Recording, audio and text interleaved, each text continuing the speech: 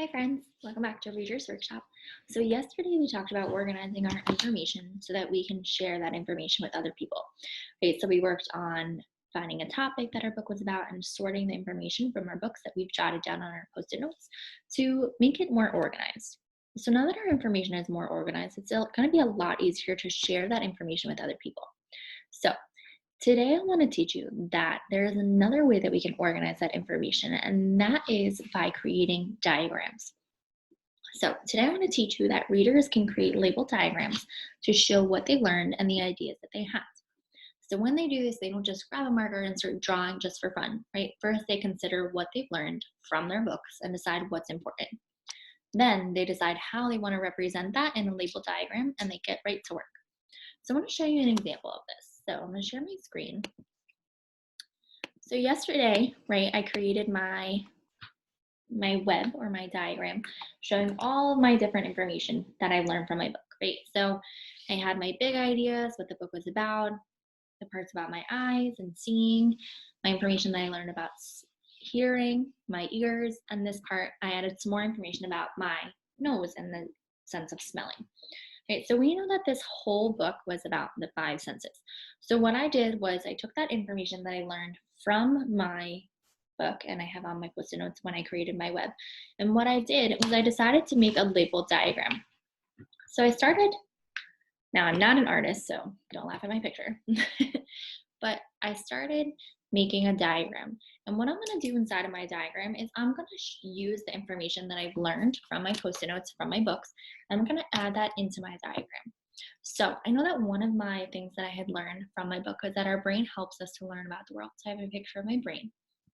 Now we have our five senses, right? So I want to make sure that I label my five senses. So we know that we use our eyes for seeing. We use our ears for hearing. We use our nose for smelling. I'm going to make sure that I have my, let's see if I can make this picture look good. I have my mouth. I have my tongue sticking out down here. Okay. I have my tongue for tasting. And I'll make sure that I have a picture of my hand over here. And we have our hands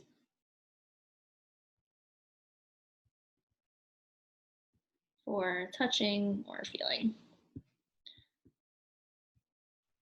Okay, so now I have my five different senses. I have my eyes for seeing, my nose for smelling, my tongue for tasting, my hands for touching or feeling, and my ears for hearing. Now, I don't want to just have only this, right? I want to make sure that I use a lot of the information that I learned and I put inside of my web. I'm going to add this into my diagram. Right, so I'm going to use my books, I'm going to use my web, I'm going to use my notes, right? What I'm not going to do is I'm not just going to add pictures and things into my web that, or into my diagram that might not make sense, right? If I'm thinking to myself, well, I know that I can only smell something if it's really close to me, or I know that sometimes in the wintertime, like I get stuffy, so I can't smell things, right? I want to make sure that I have the information that I learned from the book. I'm not just going to add in random information. I want to make sure that it's definitely the information that I've learned from my nonfiction books that I can teach other people. So the information in our diagram must be the information from our books, our web, or our notes.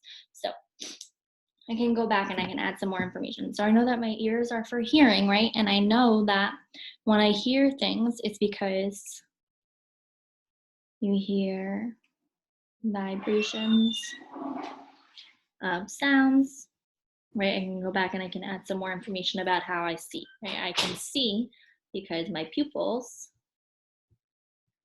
let in light. And I smell things because molecules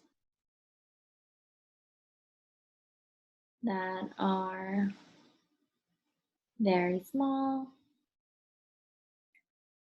go into our nose and help us smell them. Right, so there's lots of information that I've learned from my book that I can go back and I can add into my diagram, right? My diagram needs to make sure that it's labeled. I want to make sure that I have all my information that I've learned about my topic. So I want to make sure that that information is facts and ideas that I've learned from my book. So your job today is to use this information that you've learned from your nonfiction book that you sorted into your web yesterday with your post-it notes and start creating a diagram so that you can teach other people about what you've learned. Like, this is a fun and easy way for me to teach somebody else about what I've learned, right? If I were to show you this, right, it's very clear what this is about, right?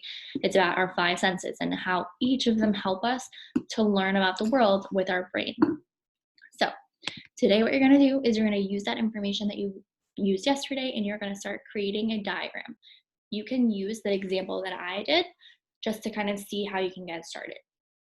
I also want you to make sure that you are making sure your spelling is correct, right? You're using only the information from your book. So you're going to read, and then you're also going to create your diagram. So in your directions for today, I'm going to have the amount of time that I want you to be reading and the amount of time that I want you working on your diagram. So what you need to do is you need to get started, get your nonfiction book out, and make sure that you have all the information on your post-it notes so that you can start organizing that into your diagram. Off you go.